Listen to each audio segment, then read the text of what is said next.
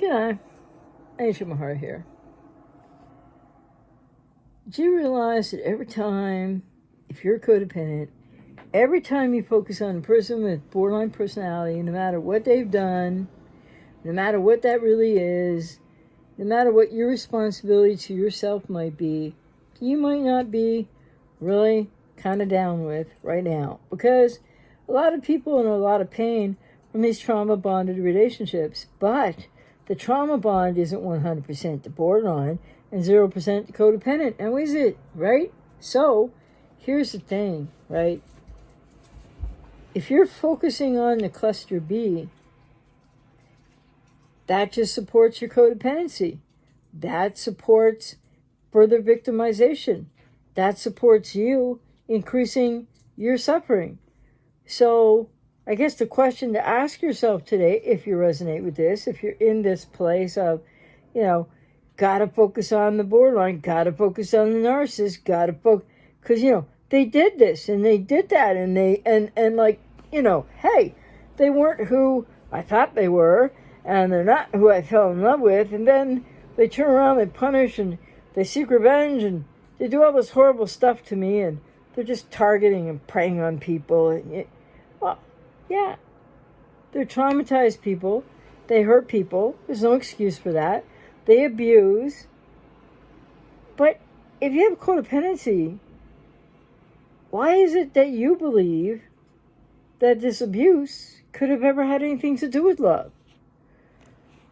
How much are you, without knowingly or unknowingly, how much are you focused on how badly you want, not even so much the person with BPD back that, you thought they were.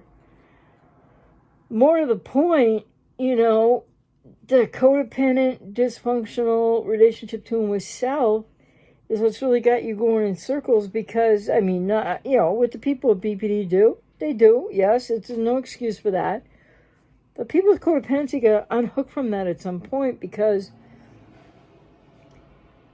more than anything, if you're blocked, it can be many, many different realities and puzzle pieces to the block, to recovery, or to stop focusing on the cluster B.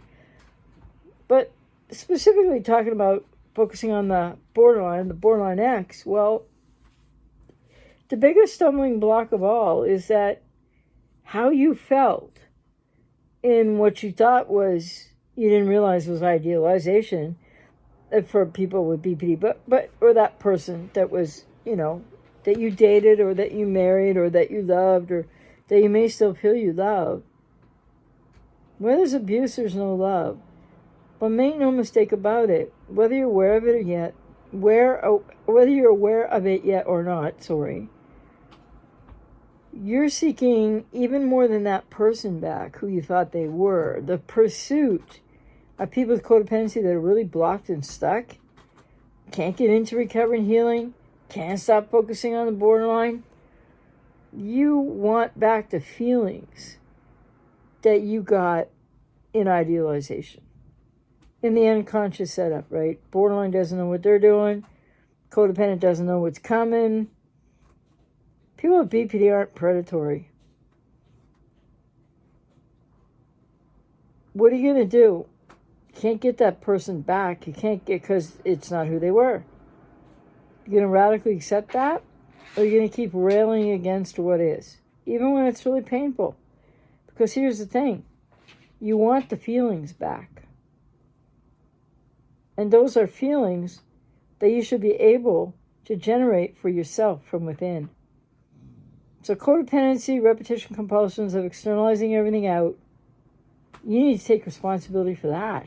Not what the person with BPD did, but you need to take responsibility for that if you want to get unblocked, if you want to get unstuck. And more to the point, this healing recovery journey from codependency and from these relationships for people with codependency, it's an inside job. Your closure isn't coming from the borderline. There's going to be no more feel-good there. You're pursuing the feel-good that was there initially that was really not what you thought it was. So the question now, if you're a codependent, is, And, if you're in therapy, good. If you're not, why not? And if you don't get in therapy and work out this process of healing and recovery for yourself from codependency, family of origin, wounded inner child, all of those things and more, how are you ever going to get that feeling back again? Because you can not only get that feeling back that you so ruminate about, think about the borderline idealization phase, but you can get it back even better, even more deeply, and even more for real if you do the work in the healing and recovery journey that awaits you if you're not, on that path yet. It's an inside job. The feelings that they gave you for a period of time or oh so briefly, they're feelings that you really deserve to have inside, but that you need to take the responsibility to be able to validate internally, to know yourself better, and to change your dysfunctional relationship to and with yourself, why you don't like yourself, why you don't love yourself, why it's hard to be alone, why you have abandonment fears, you have anxious avoidant attachment. The trauma of codependency requires its own focus for each individual. That's the way to getting more than the best feeling you thought you ever had in the idealization phase with a borderline.